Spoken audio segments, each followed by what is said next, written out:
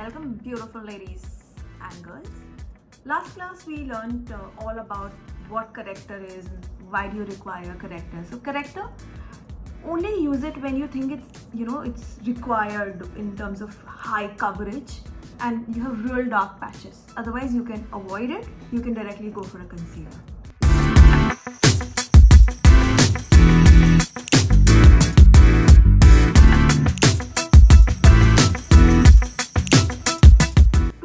Concealer, remember, it has to have a tinge of pink, so it has to have a pink in it. So if you see this, it has to have a pink in it. Okay, and the other most important thing is that it should be matching with your skin tone. Okay, so just remember these two things and let's go.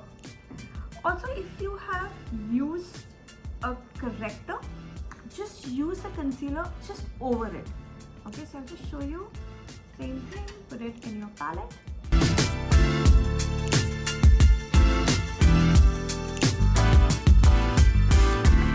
In case I didn't put a corrector, I'm going to directly apply it in the same place, which is where I applied my corrector.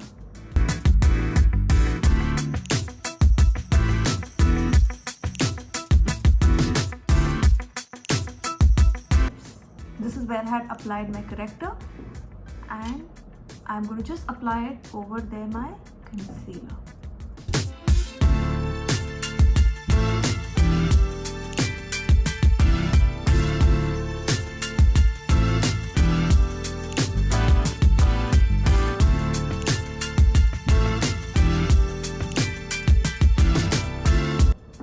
Just blend it perfect well with your skin.